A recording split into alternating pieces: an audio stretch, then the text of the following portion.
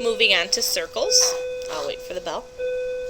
AB is tangent to the circle O at B. So what does that mean? It intersects the circle at one point, and it does so perpendicularly. So that's a right angle.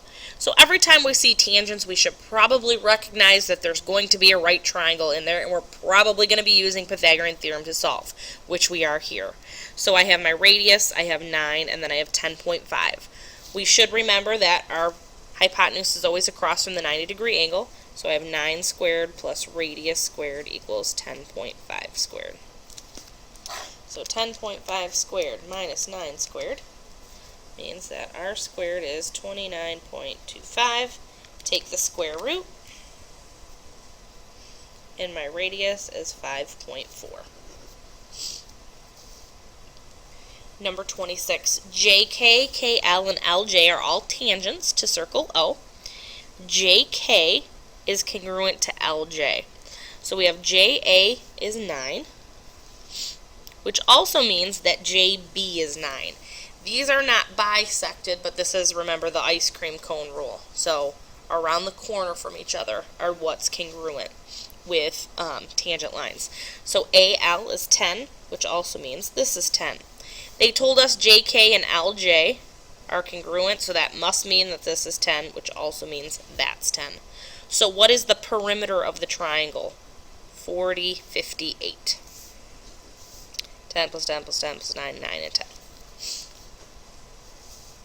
27. So here we have in this circle, BZ is congruent to FZ, so I marked those congruent. BZ is perpendicular to CA, FZ is perpendicular to DC, and DF is 18. So what does this mean? If they're the same distance from center, it means that these chords are congruent. And because this is the radius is perpendicular, that these are also congruent. So 18, 18, 18, and 18. So what is the measure of BC? 18. Number 28. Find the value of x. So what is this value from O to the outside? Anywhere that I draw a line from O to the outside would be considered a radius. So in this case, what they're calling x.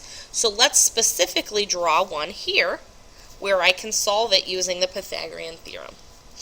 So if this entire, this entire length is 20, this each side are 10 and 10. So 5 squared plus 10 squared equals x squared. So 125, take the square root,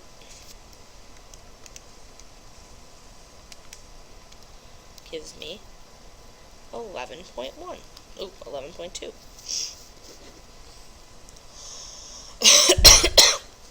Number 29. So here we have two chords that are marked congruent. So what does that mean? The central angles that go with it must also be congruent. Number 30. FG is perpendicular to OP. RS is perpendicular to OQ. So those are those 90-degree angle marks. FG is 25. So that means 12.5 and 12.5, cutting that in half. And RS is 28, so we have 14 and 14. So the biggest thing I want you to realize on this example is that these are not going to be the same distance because these are not the same length. So the first thing that I'm going to do is solve for the radius over here. So I have 19 and I have 12.5. 19 plus 12.5 squared, 19 squared plus 12.5 squared equals x squared. If I solve for this radius, no matter where I draw it, specifically over here, I know whatever this is, that measure has to be the same. So 19 squared plus 12.5 squared is 517.25. Let's take the square root, and I get 22.7. So that means the radius in this picture is 22.7, no matter where I draw it. So if I have it over here, 22.7, this is now going to help me solve for x. So I know what the distance that this is from center. So now I have x squared plus 14 squared equals 22.7 squared. So 22.7 squared minus 14 squared gives me 319.29. And we're going to take the square root of that. So the value is 17.9.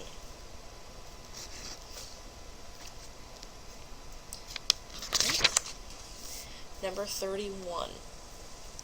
The radius of the circle is 18, so I drew that in there. OC is 13. They want us to find the length of AB. So let's use Pythagorean theorem to solve. 13 squared plus x squared is equal to 18 squared. 18 squared minus 13 squared gives me 155.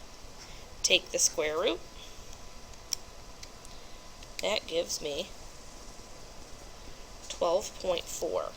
So be careful. This is not the answer. 12.4 is the length from C to B. What would be the length from A to B? Double this, or 24.9. Alright.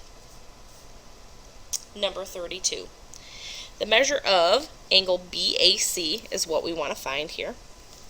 Okay, so if I have 85 here, it's a central angle. Hopefully we notice that AC is a diameter. So these two angles have to add up to 180.